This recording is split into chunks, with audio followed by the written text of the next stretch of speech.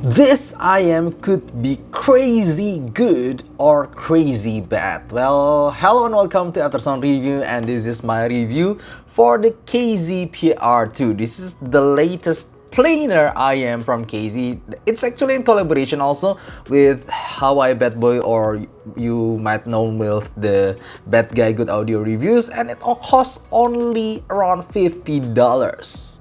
Well, just like usual, I'll break down this review from the build, fit, frequency response, sound, and comparison, and I'll also will tell you some key points that will help you decide whether you want this IM or not. The build quality of this IM, basically it's just simply KZ. You could see that it has a faceplate full of grill like this, but it doesn't feel like an open IM anyway. And yeah, like I said, it's full of vent and grill like this, even in the back area. But the inside is mostly plastic, and this IM does feels kind of lightweight, so it doesn't feel premium for the quality. And the cable itself, standard KZ. It's using QDC Type-C connector. Well, for the ergonomics, honestly for me, they feel fine at a lot of times. Well, they just sit nicely to my ears like this, but maybe it just I find a little bit of driver flex. Yeah, sometimes I do hear driver flex too from planar IMs, and this is one of the most noticeable planar IMs that I get driver flex. Key point number one is the sensitivity of this IM. It is 94 decibels, where the other IM at under $100 price point usually have more than 100 decibel, usually maybe 106 or even 112. I mean, they are all above 100, but this one is 94 decibel. So what does that tell us? This IM is really hard to drive. Because just for a little bit of illustration, usually for IMs, any IMs, I'm usually playing them at low gain with my high BR5 second generation, and usually I use around maybe 30 to 40 level for the volume. But in this KZ PR2, I use 70 to 80. That's literally twice the usual volume that I need to use for any other IMs. And also when I'm using this KZ PR2 with my handphone, the Samsung S10 Plus, that is basically able to almost play all of my IMs nicely with proper volume, this IM cannot be driven properly with my phone. It really feels that the bass is limp, and also I don't get enough juice to give this IM justice. So please bear in mind that maybe some lower end dongles that have lower power cannot drive this IM properly, and that's, for me, for some people, could be a deal breaker, because they just want something to use with their phones or with their dongles easily, because IMs is usually supposed to be used like that. And also the strange thing I find with this IM, that the sensitivity is low from this IM. So usually to drive more hungry IMs like this, usually you will use balanced cable, but they only provide cable like this. But thankfully there are options out there that maybe cost around $15 to even $10, like this KKZ Key1 Max that has modular cable. So usually I'm using this KKZ Key1 Max cable for this KKZ for this KZ PR2 when I'm using them with night DAP, so it gets more power and juice to drive them properly. Now also the key point number two is related to the frequency response here. Let's take a look at the frequency response. It's mainly, you could say that it's kind of U-shaped or maybe V-shaped even.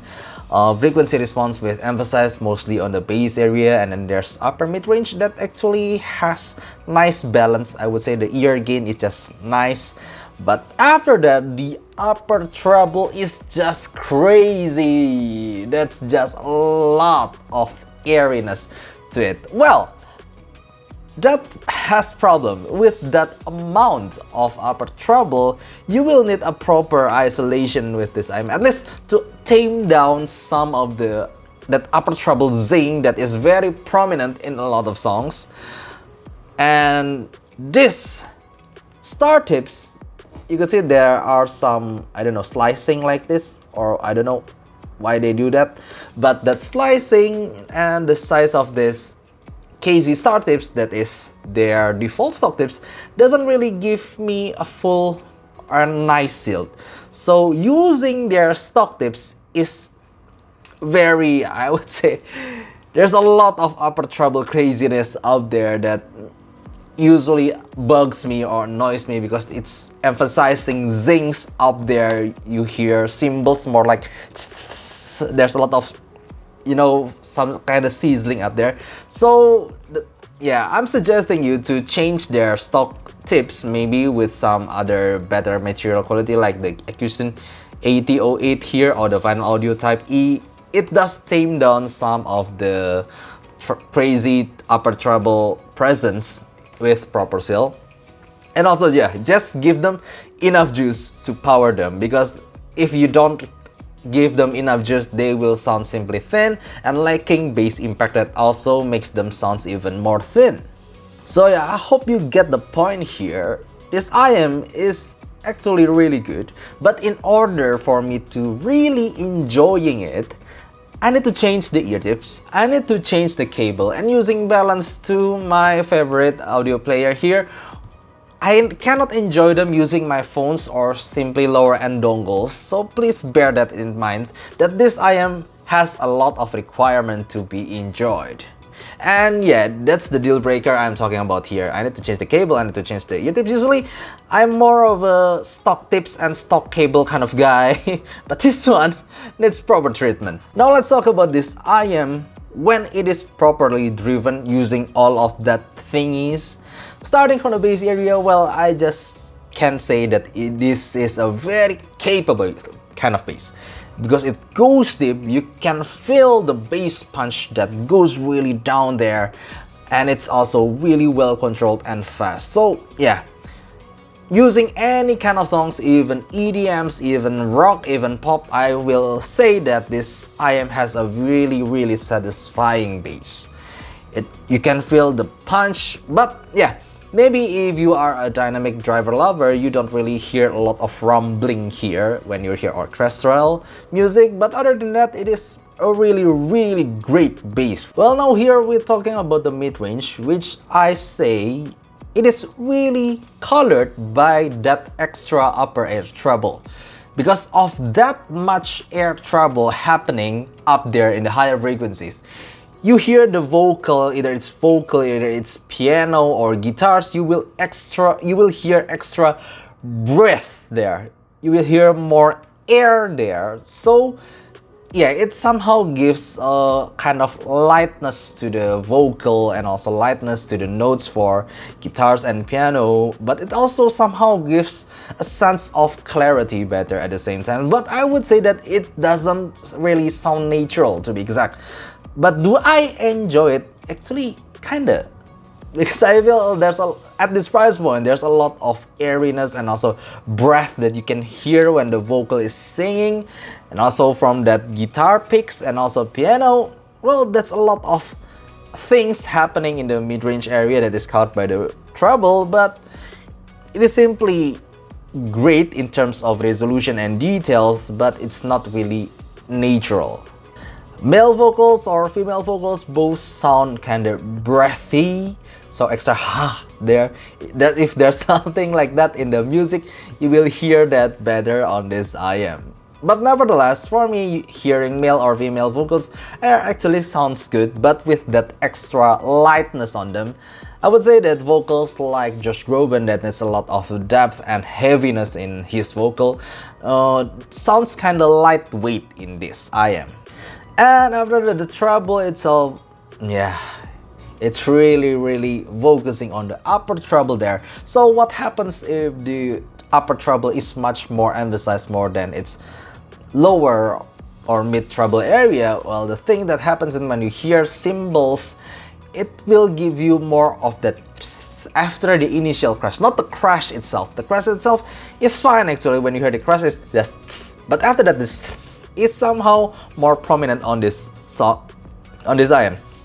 For example, when I'm hearing Himawari from Kenji Indonesia. Well, at the beginning to the end, you will hear a lot of cymbals and percussion up there that sounds kinda splashy and zingy, not really natural, but I would say detailed. Yes, you hear a really good definition about the cymbal crash, but it's not natural again. So tonal wise, I would say that it is not my favorite, especially I have no problem with the bass or the mid-range area, but that upper treble craziness up there, it's giving a lot of coloration throughout the mid-range to bass area that gives extra breath, extra airiness that actually for me doesn't sound really natural. But I know there are some people that are bothered by that, and if you are sensitive to high treble, please take a note, the emphasis here that it is more on the upper treble region rather than the lower or mid treble region. So it's more giving you extra rather than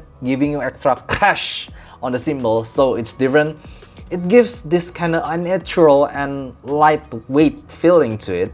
I would say that it's not really my favorite. Hearing some IMs like the KZDY even or the Truth Ear Zero Red at this price point sounds definitely more natural for me without that extra zinginess up there. But in terms of technical resolution at this price point, if it's driven properly, it's simply the king.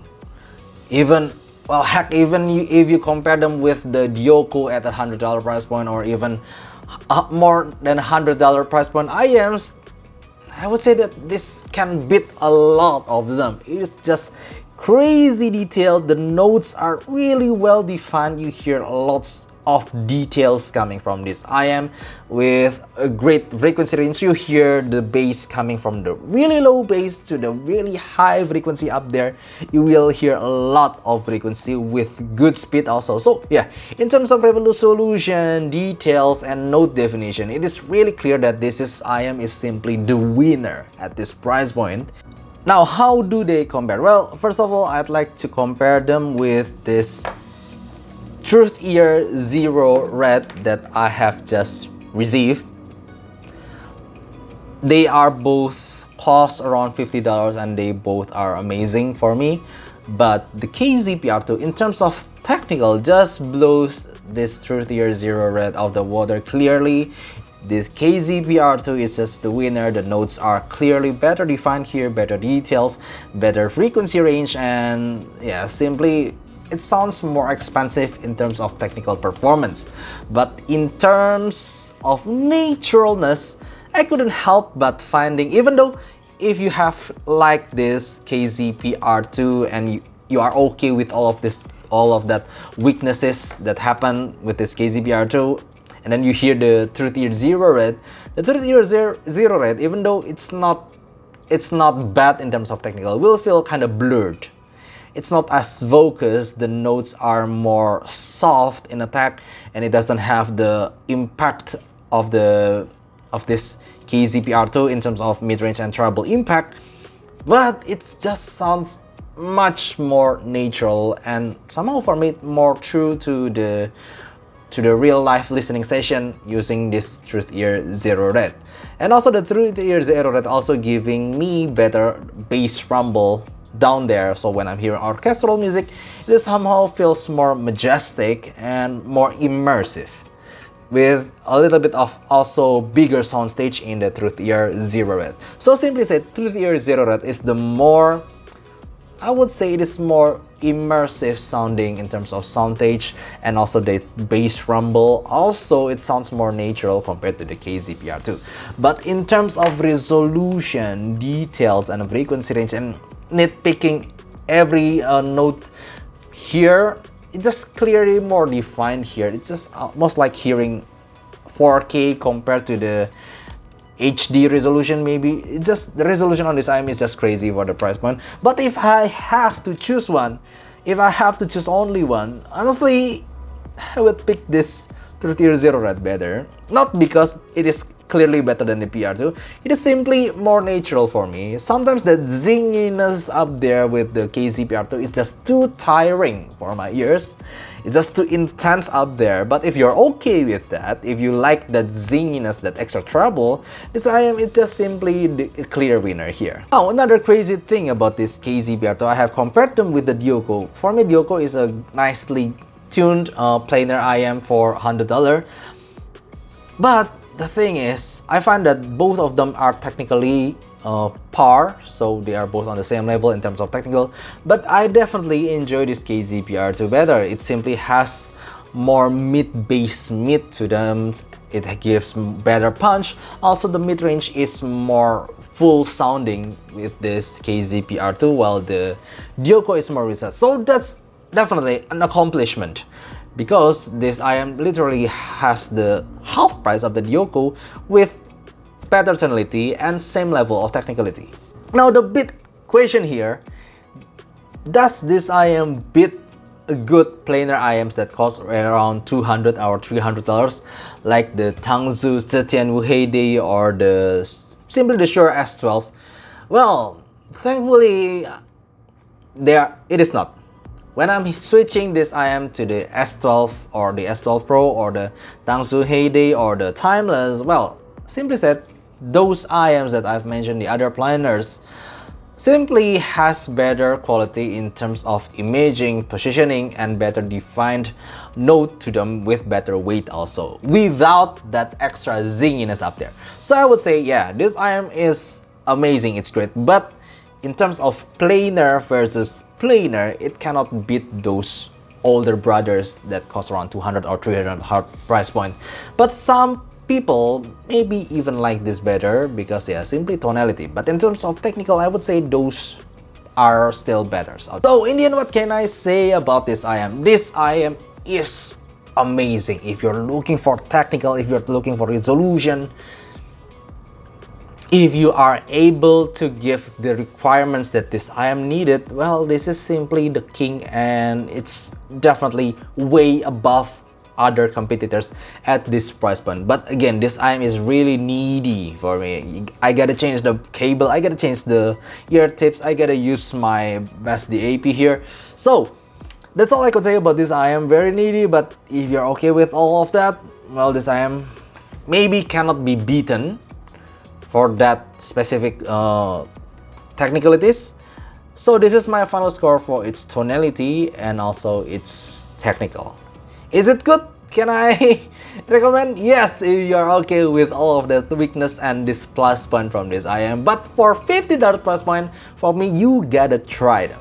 That's all I could say about this IM. Thank you for watching and see you next time. Bye bye.